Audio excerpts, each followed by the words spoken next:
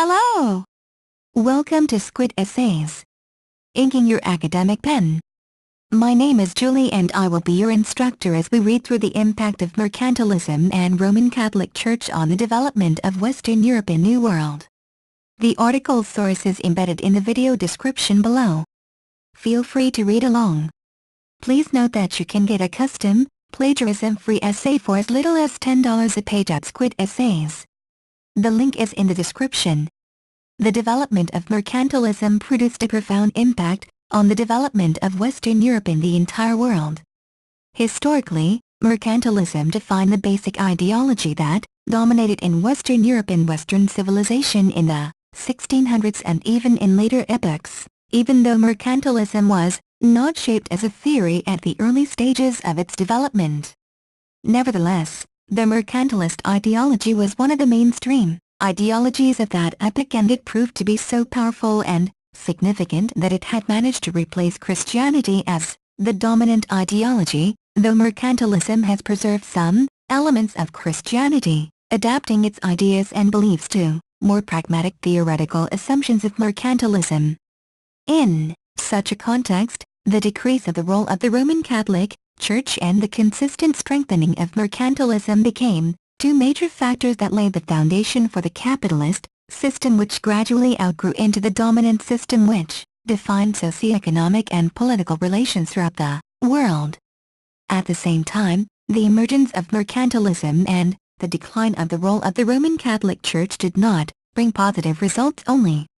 In fact, the hegemony of the Roman Catholic Church was far from perfect, and, being based on Christian beliefs and principles, the Church used the religion as a tool of manipulating and control of the mass consciousness, while the mercantilism undermined the position of the Roman Catholic Church and changed the perception of the world dramatically. Mercantilism became the alternative to the Roman Catholic Church, which paved the way to the capitalism, while the dominance of the Roman Catholic Church would more likely prolong the stagnation of the international economic relations and maintain the backwardness of Western civilization. In this respect, mercantilism turns to be an effective tool with the help of which, through the development of capitalism, countries of Western Europe had made an economic breakthrough and eventually launched their aggressive imperialistic policy of colonization of the New World and other parts of the world. On the other hand, the emergence of capitalism was inevitable, and the ongoing dominance of the Roman Catholic Church or the absence of mercantilism are likely to delay the development of capitalism, but they could not prevent it because capitalism was developed on the basis of the changes that took place in socioeconomic relations, while mercantilism and Christianity mainly refer to the ideological sphere. They explain socioeconomic relations and they even develop certain rules. However, their theoretical assumptions and rules only interpret and mirror the socioeconomic reality, but they do not create it. On analyzing the development of mercantilism, it is necessary to point out that mercantilism did not appear spontaneously. In stark contrast, mercantilism developed steadily as a response to the consistent qualitative changes that took place in the socioeconomic life of Western European society in 1600s. In this respect, it is important to underline the fact that mercantilism was, to a significant extent, opposing to the Roman Catholic Church, but it was not the only movement which actually offered an alternative view compared to the view of the Roman Catholic Church. In actuality, mercantilism was developed under the impact of the growing opposition to the Roman Catholic Church in different parts of Western Europe. The process of Reformation, the growing dissatisfaction of the population with the Roman Catholic Church, the moral decay and the deterioration of the public image of the Roman Catholic Church among its adepts, who grew more and more disenchanted with the Roman Catholic Church and ideas it promoted, contributed to the emergence of various alternative religious movements, which are known as Protestantism. In fact, Protestantism had different forms and was inspired by different historical figures. It is possible to name such outstanding historical figures as Luther and Calvin, who opposed to the Roman Catholic Church and insisted on the necessity of its reformation. Basically, they attempted to make Christianity closer to people and change the role of church as a mediator making people closer to God and facilitating their communication with God. In such a context, the trend to strengthening of Christian churches on the national level grew stronger. At this point, it is possible to mention the formation and strengthening of the Anglican Church, which actually became the real power in England after Henry VIII's break with the Roman Catholic Church in 1533 to 1534, Landreth and Colander, 2002. As a result, the King of England became the head of the Anglican Church. The similar trends could be observed in other European countries, while in some territories, Protestants' opposition to the Roman Catholic Church was enforced by the presence of other religions, such as Judaism, as it was the case in Amsterdam. In such a way, the strengthening opposition to the Roman Catholic Church in domain of the religion made the weakening of the Roman Catholic Church practically inevitable. At the same time, the growing opposition to the Roman Catholic Church created the favorable conditions for the emergence of mercantilism because the spread of Protestantism, the creation of the Anglican Church and similar historical events put under the question the basic postulates of Christian religion as it was taught by the Roman Catholic Church. What is more important, people had started to question whether Christian ideal and standards imposed on them are worth believing, while Christian norms and rules are worth observing. Instead, people attempted to change their life and refuse from the conventional stereotypes and lifestyle imposed on them by the Roman Christian Church. In this respect, Protestantism and strengthening of national churches, such as the Anglican Church, stimulated the development of mercantilism, which promoted more pragmatic ideas compared to the Roman Catholic Church. On the other hand, mercantilism was nourished not only by the growing opposition to the Roman Catholic Church, but also by the growing wealth of some nations and larger economic opportunities Western European countries, such as England or Netherlands, had got after great geographic discoveries made in the late 15th, early 16th centuries. Magnuson, 2003. In this respect, it should be pointed out that socioeconomic development of leading countries of that epoch was accompanied by consistent changes. The discovery of the New World, the economic development accelerated by the progressing international trade, led to the dramatic changes in the socioeconomic development of Western Europe and overseas colonies, which created conditions for the development of capitalism. To put it more precisely, the international trade and the rapid enrichment of the class of merchants led to the replacement of the nobility by merchants, or traders. At the same time, the changes in the economy and technologies allowed the development of the production of commodities suitable for international exchange, which contributed to the enrichment of merchants and countries which controlled the international trade. In such a situation, owners of ship, land, merchants and state became the main power in the socioeconomic life. In such a context, the control over trade flows and overseas territories, which were rich and prospective from economic point of view, became the determinant factor in the international policy of leading countries, because the more territories and trade flows a country controlled, the richer it would be and the more wealth it could appropriate. In fact, this idea became one of the major postulates of mercantilism.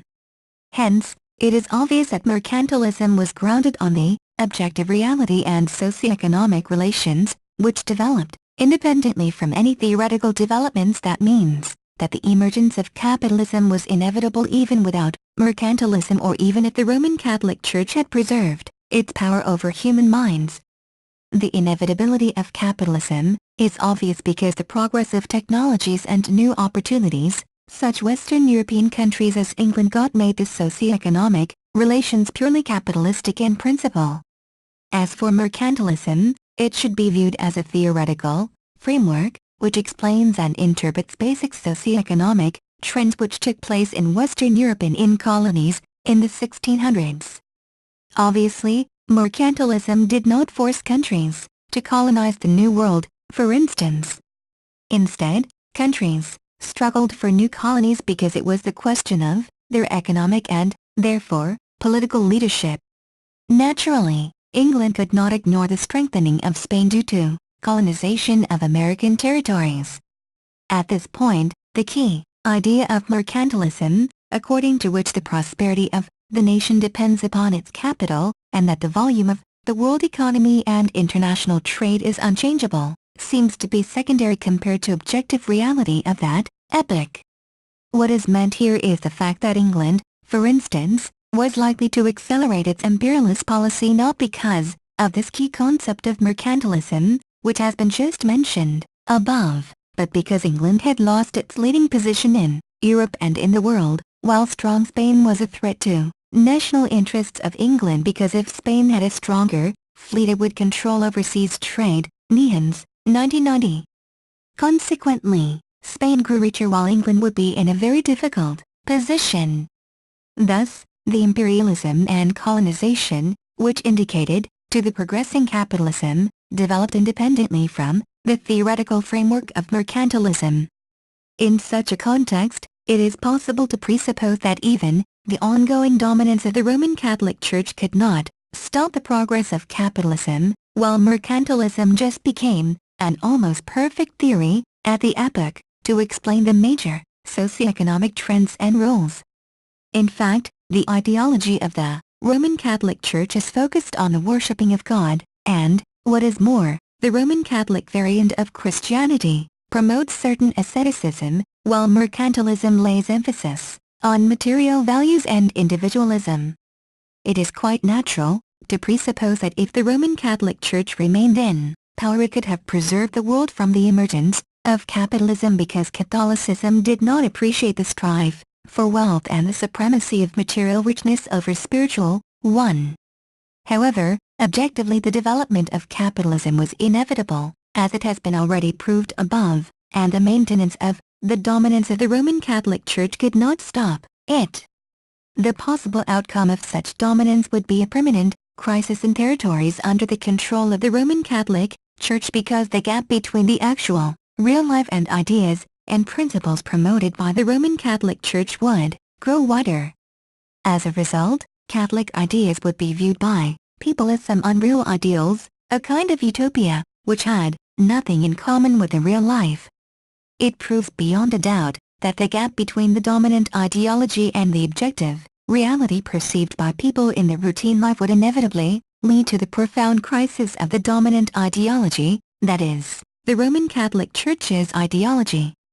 Eventually, the contradictions between the objective reality and myths imposed on people by the Roman Catholic Church would become unbearable, and led to the ideological revolution, which actually took place in the real life and history of Europe and overseas. Colonies prove the righteousness of such a hypothesis concerning the prospects of the ideological domination of the Roman Catholic Church.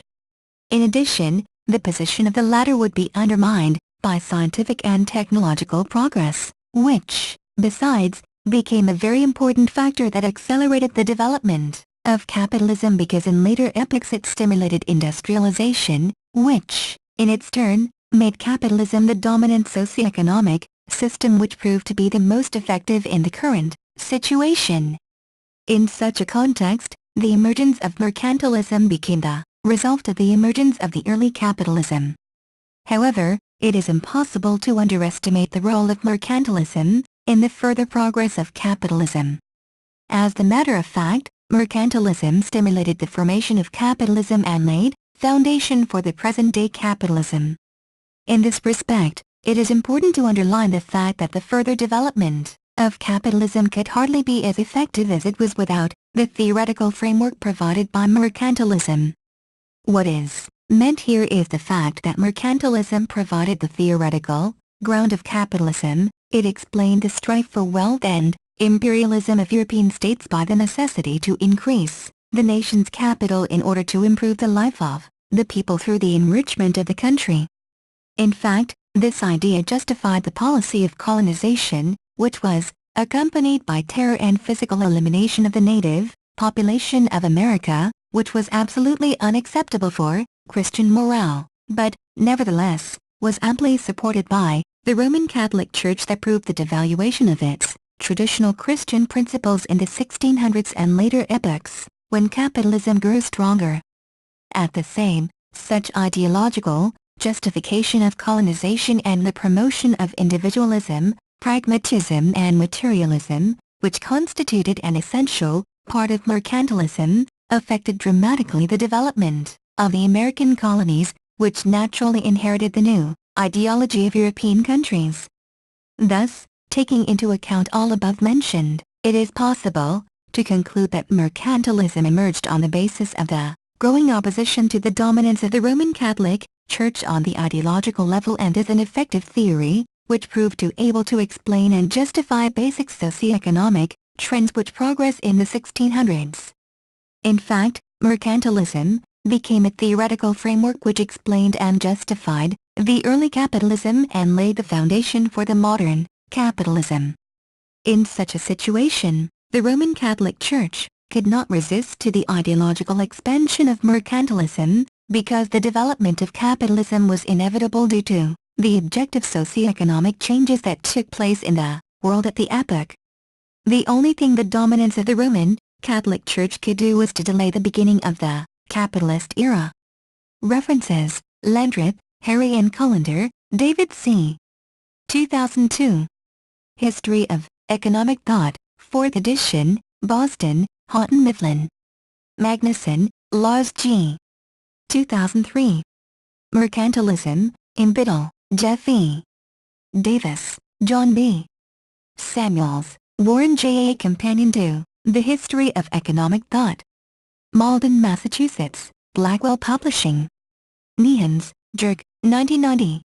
A History of Economic Theory, Classic, Contributions, 1720 to 1980. Baltimore, Maryland, Johns Hopkins University P. Thank you for taking your time to listen to me. I hope you enjoyed learning about the impact of mercantilism and Roman Catholic Church on the development of Western Europe and New World as much as I did. Kindly remember that you can get a custom, plagiarism-free essay at Squid Essays for as little as $10. The link is in the description. See you next time.